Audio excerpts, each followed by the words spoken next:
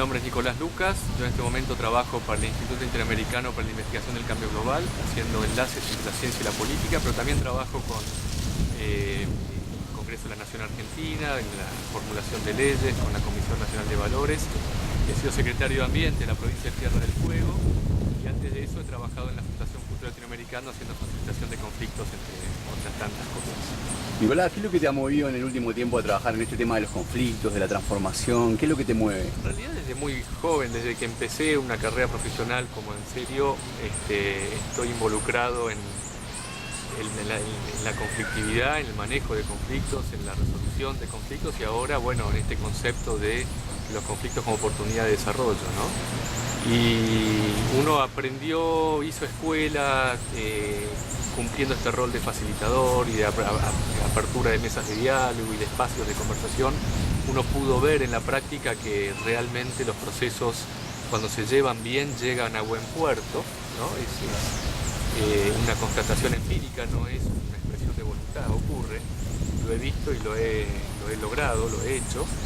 Y esa misma escuela la trasladé cuando me tocó hace poquito, una de las experiencias más interesantes que he tenido hasta ahora profesional, que he sido secretario de Desarrollo Sustentable de Ambiente en un gobierno provincial relativamente pequeño, pero con altos niveles de conflictividad de todo tipo. Y a partir de ahí me intriga, me interesa mucho más en mi actividad lo que se llama, o lo que aprendí aquí, que se llama el tercero interno, digamos, o ese rol de aquella persona que entiende la importancia del diálogo como método, que entiende la importancia de la sensibilidad cultural o a los intereses de otras personas, etcétera, y que también está en una posición de toma de decisiones, ¿no? Y ese es el rol que a mí me parece que es más interesante, pues en definitiva, en algún punto es importante que quienes toman decisiones internalicen estas cosas, sea a nivel de dirigencia comunitaria, sea a nivel de gobierno, sea a nivel de empresarios, o sea, cuanto más esa perspectiva de las relaciones entre intereses encontrados se internalice, mucho mejor o mucho más constructivas van a ser las relaciones necesariamente conflictivas que se suscitan cuando implementas una política pública o un proyecto productivo o cuando estás buscando simplemente ganarte la vida, ¿no? De alguna manera. Nicolás, ¿y cuál es el valor de este grupo para vos? ¿Por qué estás acá hoy día? Estoy acá desde el principio, desde hace años, porque cuando me tocaba trabajar sobre conflictos, aprendimos varios que había como dos grandes escuelas, ¿no? Que no estaban realmente encontrándose. Esa fue mi experiencia, ¿no? Había los que veníamos de una mirada más instrumental, si se quiere, donde decimos, vean, si hay una situación conflictiva, hay formas de superarla y de llevarla a buen puerto. Hay que aprender las metodologías, implementarlas y las cosas se resuelven. Y del otro lado había toda una escuela que decía, vea que esto no se resuelve porque la situación se resolvió, sino que hay causas profundas que si no se abordan, que si uno no las toma en consideración a la hora de ver cómo se sale del atolladero, entonces los conflictos van a ser recurrentes y las soluciones van a ser frágiles. Entonces esa escuela incluía desde un extremo, digamos, aquellos que se dedicaban a la visibilización del conflicto, que es provocar manifestación o expresión pública en torno a una situación, hasta los que hacían trabajo más de construcción de paz, ¿no? Que era una cosa más de fondo, digamos, de trabajo con tejido social.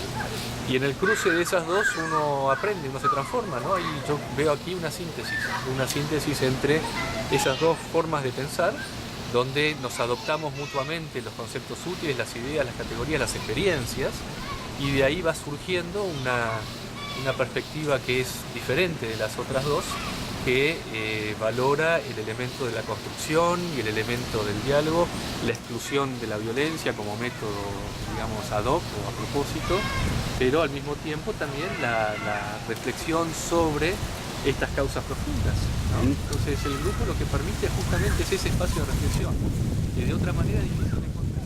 Bueno, lógicamente las dos escuelas que yo te decía siguen existiendo y sigue habiendo de ambos lados, y francamente yo creo que no son conducentes a el tipo de actitud y el tipo de desarrollo de políticas, planes y proyectos que uno desearía.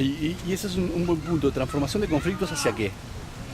para mí es en un plano interpersonal, hacia relaciones armónicas entre intereses, a nivel no interpersonal, sino entre sujetos, a la idea de que somos distintos, somos asimétricos y sin embargo podemos convivir y no hay necesidad de excluir y no hay necesidad de acudir a la violencia y no hay necesidad de un montón de estrategias y métodos.